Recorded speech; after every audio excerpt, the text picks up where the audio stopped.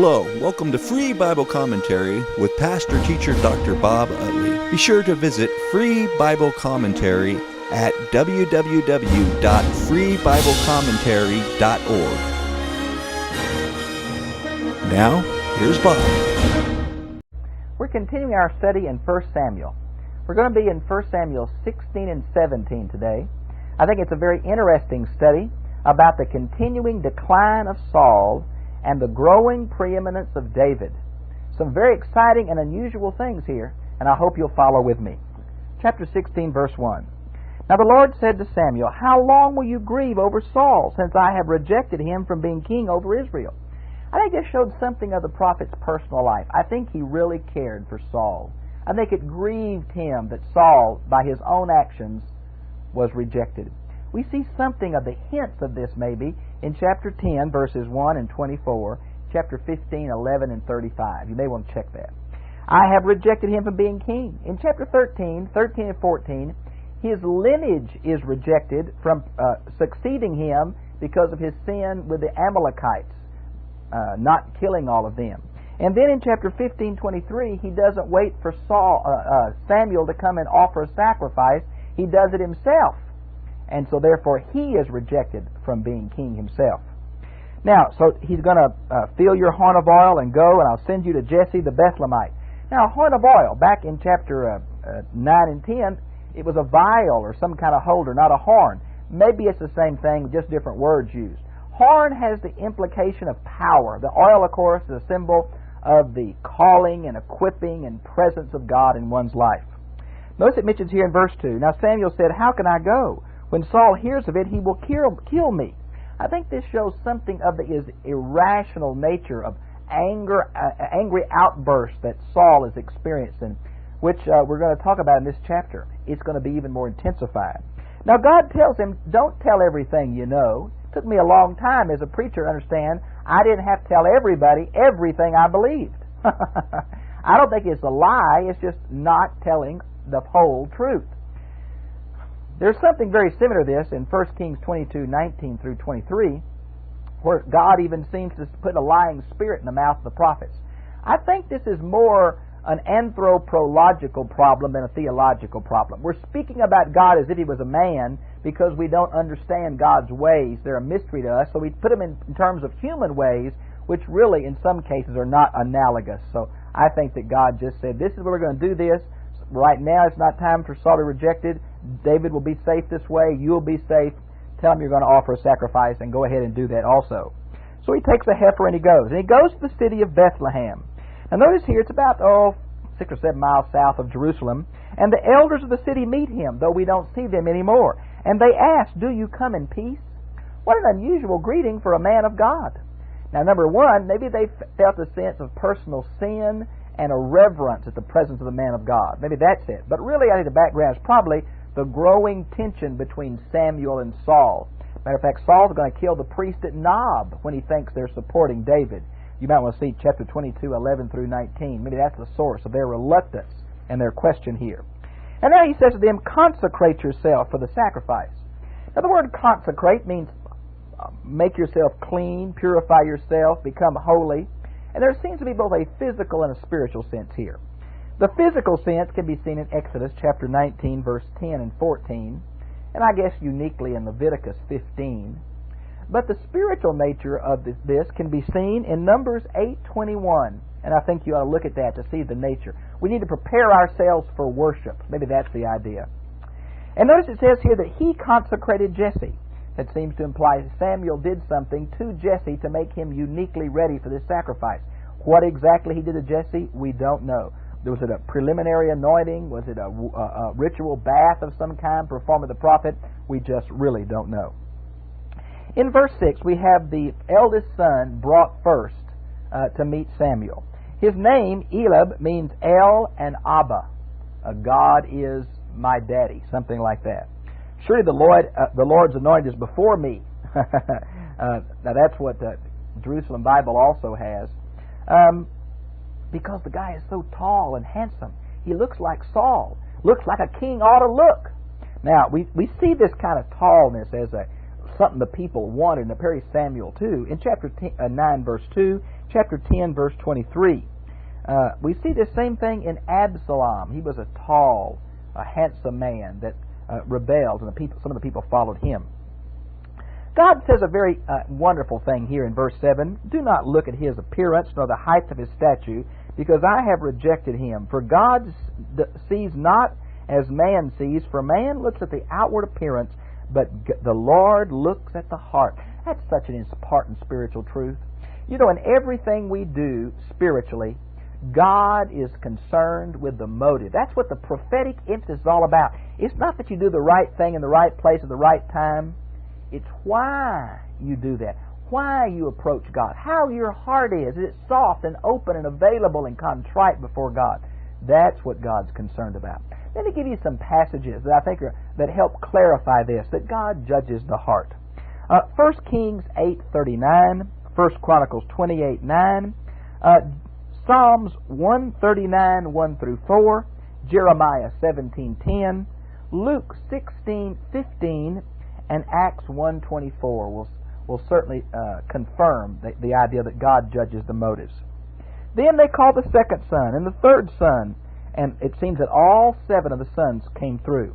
You might see chapter 8, verses, there's 8 sons, it says in chapter 17, verse 12. But he only really had 7. We learned that from 1 Chronicles 2, 13 through 15. Well, why the discrepancy? One place 7, one place 8. Some think that one of these sons must have died young before he had any family. Maybe that does explain it. The perfect number 7, they mean the full number of kids. There are many explanations, but we got to be careful of our Western literalism sometime in reading the Bible. So he brought all the sons, and Saul says, Jesse, are these all your children? He said, there remains yet the youngest. Behold, he is tending the sheep.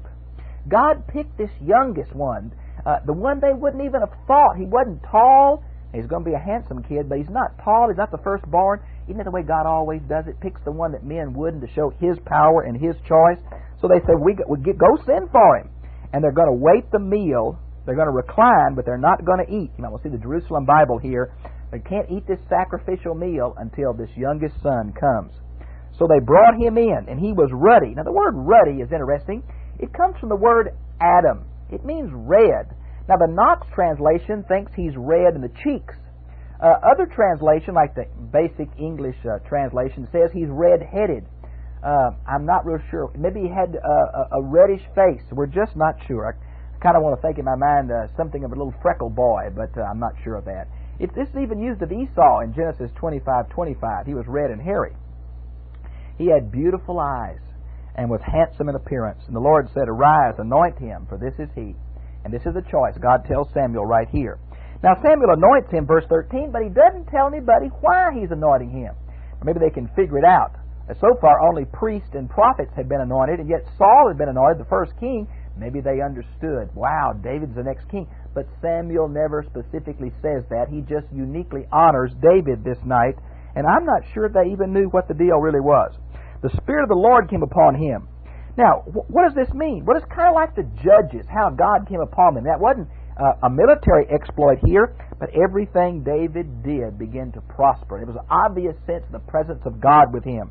Now, the word David, the etymology of that word, we're unsure of. We think it may mean beloved, but we're just not sure. And so Samuel arose and went to Ramah, his hometown. Now the Spirit of the Lord departed from Saul, and an evil spirit from the Lord terrorized him. Oh, and look at verse 15. Look at verse 16. What a terrible thing. How do we relate this? Can God have an evil spirit? Well, we know of Satan in the Old Testament. We see him in the first 2 chapters of Job quite readily. We see him even in 1 Samuel 24:1, when you compare that with 1 Chronicles 21:1, that Satan caused David to number Israel. We see him in 1 Kings 22:19 through 23, the evil spirit of the Lord. It's obvious there is a spirit that accuses men. But why did the Lord's Spirit leave? Well, it seems he left Saul and went to David. The choice of God. Well, is the evil spirit a demon? Now, that's the question I want to ask you. Well, it seems here when it says the evil spirit of the Lord terrorized him, but look at the end of verse 16 and look at the end of verse 23. Music calmed him. Music made the evil spirit go away. The Knox translation in verse 14 says, the evil mood. Now, this evil mood, in my opinion, fits this context better, where music will be a psychological salve. Now, I believe in the demonic from the New Testament, and I have no problem of the demonic in the spiritual realm.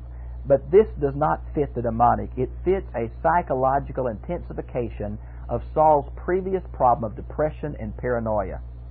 Now, I think the reason we're doing this is kind of like we talked about earlier. It's an anthropomorphic way of speaking about God. In the Old Testament, there is only one source of both good and evil, and that's the one God. Many passages talk about God as both healing and wounding, as giving blessing and cursing, as bringing light and darkness, because there's only one source. Let me give you some of those so you can kind of get the flavor of the Old Testament that I think better fits this than us reading New Testament demonology back into this and try to prove that believers have demons or whatever, which I think we have very little scriptural support for, unless 2 Corinthians 12 about Paul. Let me give you a few. I'm just going to run down, not in order here. Ezekiel 14, beautiful passage as far as giving this truth in Isaiah 45:7, Isaiah 54:16. You might almost see Lamentations 3:38. There's a pretty good one in Ecclesiastes 3:38. There's a pretty good one in Amos 3:6. There's a pretty good one in Job 2:10. So you might want to see those. This evil spirit appears several times through here. Now, notice, if you would, in verse 18, why do they choose David to come? Well, he is introduced to the story here as being someone who can play beautifully on the harp. Listen to the qualifications this boy has. Number one, he's a skilled musician. He writes and plays. Number two, he's a mighty man of valor. Same thing that Kish is called, Saul's father, back in chapter 9. He's a warrior. That we'll see 17:33. He's prudent in speech. He's a handsome man, and the Lord is with him. That we'll see verse 13. So they bring him to court. He begins to play. Saul sends for him. He's still keeping the flock. Now we'll see chapter 14, verse 52. He brings an offering with him. A gift to the king, yes. A gift to support David, yes. Something like that. And he begins to sing, and lo and behold, it does help Saul. It eases his mind, his tension, his problems, his anger, his paranoia, his depression. We see that in verse 21. It says that Saul loved him greatly, and he became his armor bearer. And that was one of the most trusted positions that you could give to someone. Saul had all of these men around him, these great warriors, but he trusted David and made David his armor bearer. Notice verse 23 where it says, and when the evil spirit would come upon Saul, and David would play the harp, that Saul would be refreshed. Now the root for the word refreshed and the root for the word spirit, ruah, is the same word. Maybe there's a play on here. And he would be well, and the evil spirit would depart him.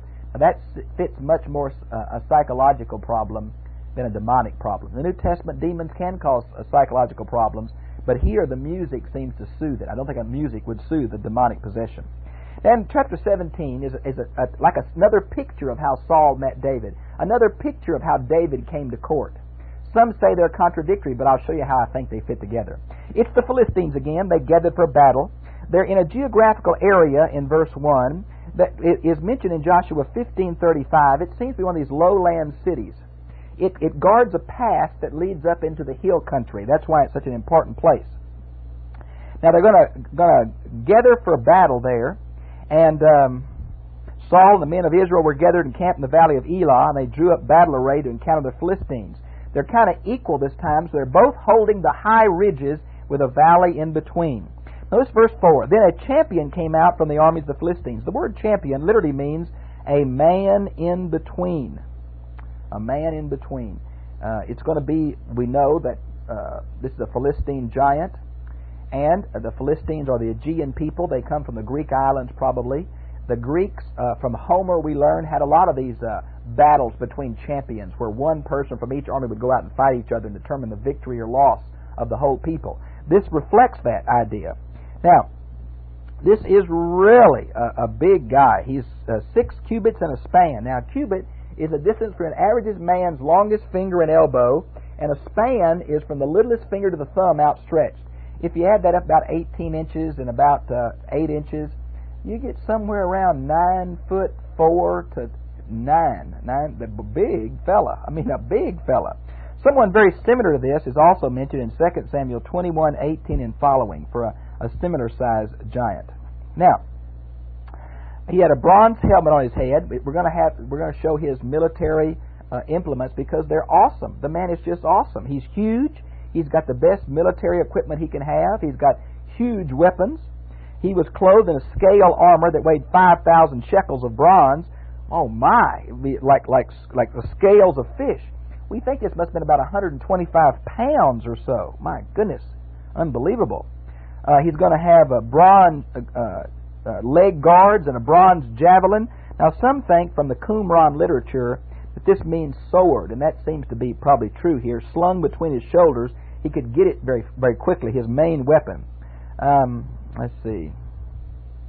The shaft of his spear was like a weaver's beam. Now, a weaver's beam is not all that thick. It may mean that it had strings attached to it like a weaver's beam. We learned that the ballistics of throwing a spear with a rope tied to it makes it go much faster than just holding it and chunking it. So maybe it's the weaver's beam with a rope which you can throw it harder. That seems to be the idea here. The head, which means the flame, the shining part, the head, the metal part, weighed 600 shekels of iron. Remember, the Philistines were the only ones who had Iron Age technology. The Jews did not at this period. And this 600 shekels probably is around 15 pounds. We can't be real sure about that either. They stood and shouted at the ranks of Israel and said to them, "Why don't you come out and drop in battle array? Am I not the Philistine?" Now, the New English Bible here has the idea of the Philistine champion, and that seems to be the implication here. And you are the slaves of Saul. Notice the rhetoric here. Choose a man for yourselves and let him come out for me. Now notice that in verse 9 it says, and whoever wins, the other will be the slaves. Okay, that's the deal. And he did this day after day after day, but no one came out. We learned later in verse 16, it was 40 days, over a month, this guy came every morning, every evening, taunted them. Psychological battle. Try to get them to either get so upset they'll leave their fortified positions. Now, notice in verse 12, by the way, well, I'm going to hold off on my comment about the Vaticanus till just a minute. And David, the son of the Ephraimite, Bethlehem in Judah, whose name was Jesse, had 8 sons, and Jesse was old in days of Saul, advanced in years among men. There's a textual problem here. We're not exactly sure when it means advanced among men or advanced in years. My New American Standard puts the word years in italics and kind of combines both options. Notice David is seen to be introduced again as if didn't know who he was. Now, for this reason, the Vaticanus, which is one of our good Greek manuscripts of the New Testament, also has a Septuagint with it, a Greek translation of the Old Testament. It simply omits verses 12 through 31 because there seem to be 2 accounts of how David came to know Saul. Now, I really think the answer is in verse 15 down here, where it seems that in chapter 16, David did not stay at Saul's court. He sang for Saul. He maybe Saul's armor bearer for this or that, but he went back to the flock, and he came back, and he went back to the flock. And yet in 17, he's going to come and stay. Now, I think that's the relationship between these 2 chapters, not 2 sources combined together, but there's obvious contradiction and problem here. Now, notice Eliab, the oldest brother there in verse 13, and 3 of the sons had gone to fight. David, the youngest, met his older brothers. The Philistine came forward. Now, his daddy told him to go and find out some news about them, right? This giant had been coming out 40 days, but Jesse didn't know anything about that, so he sent David to find out. Notice verse 18, bring back news of them. Now, literally, this means their pledge, which means tell me if they fulfilled their task. Have they done good in the army? Are they being brave men? Are they faithful? Go find out about your older brothers. Now, I think David was so excited he left early in the morning, got there so early, got there just in time for the army to be moving up to the battlefront, and lo and behold, here comes this Philistine giant out. Well, notice it says in verse 20, he approached the circle of the camp. Now, this is the outer perimeter, and it says there was shouting, war shouting. Yes, they heard the soldiers beginning to move up and shout, call out. David ran to the battle line. He left all his donkey full of bread and everything there and just ran.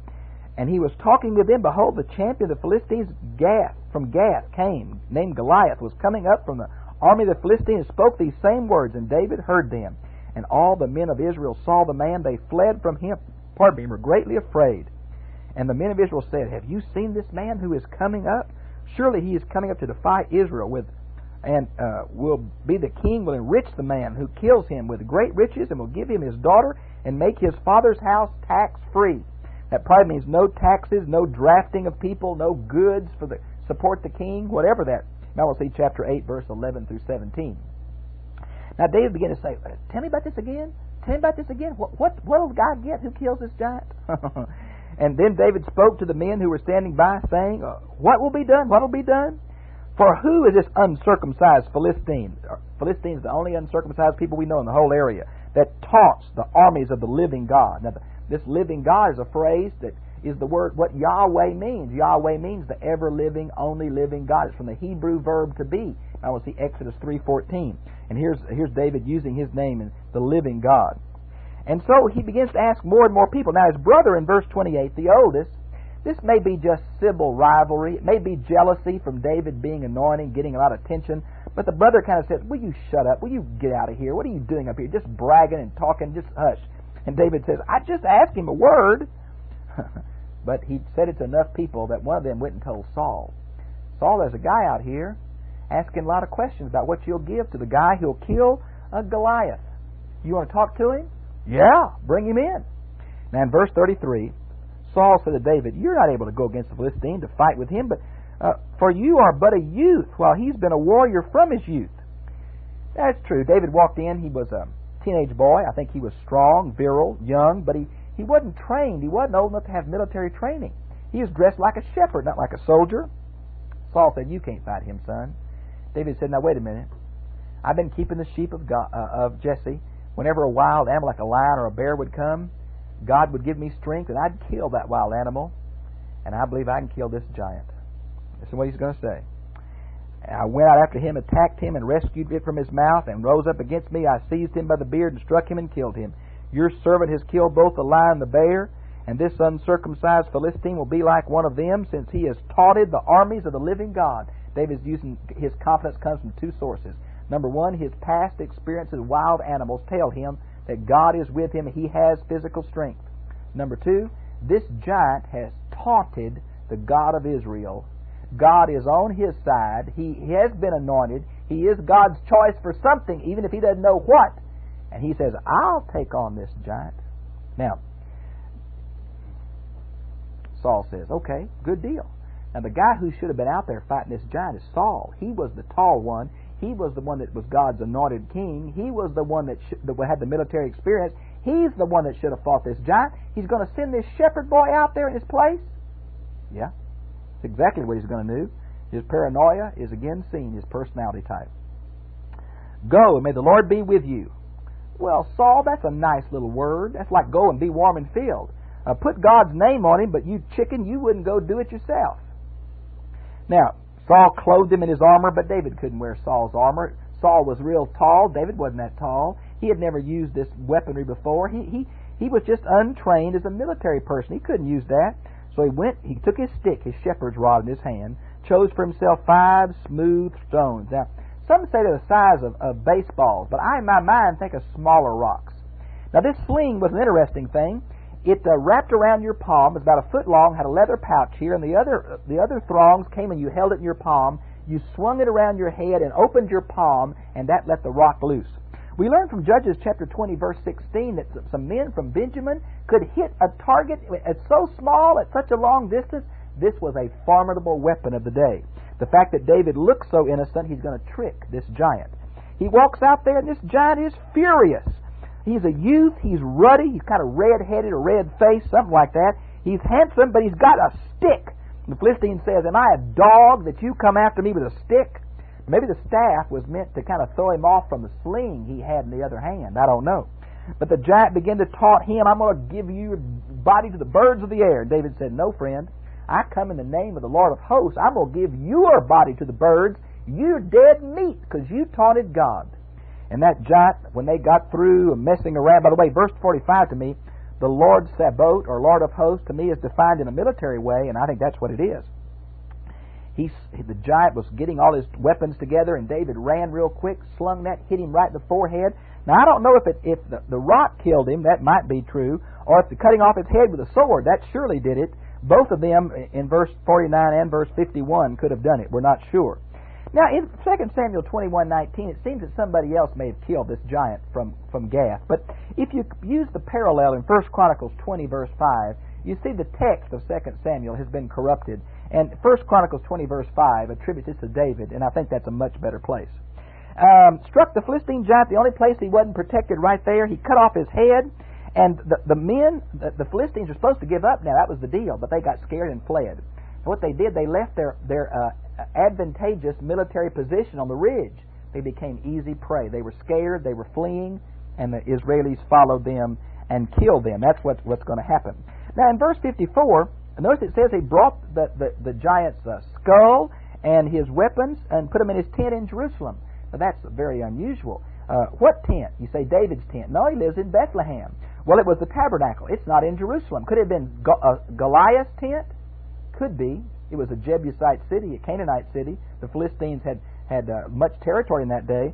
I really think what happened here, this is something later in history that's read back into an earlier period. Maybe David kept the skull. Later on, the city of Jerusalem will be his special capital. Maybe that's what it is. We just don't know.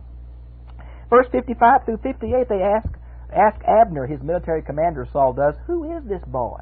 Where did he come from? Who is he? Now, what is the relationship between these two encounters? Wasn't he Saul's armor bearer? Didn't he sing for Saul? Why does 55 through 58 seem to imply that this is the first time Saul met him? The answer, I think, comes over here in chapter 15. Chapter 17, verse 15.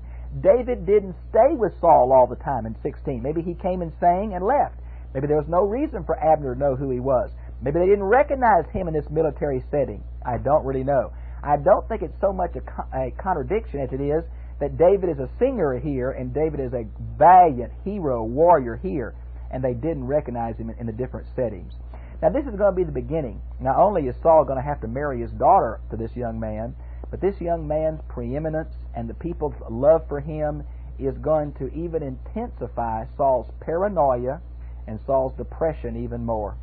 And we're seeing the rise now of David from a shepherd boy to preeminence in Israel. We see Saul continuing to decline psychologically, spiritually, militarily, every way. It is true that that special equipping by God that Saul had has now been transferred to David. And it's our irony how David first appears in Saul's court.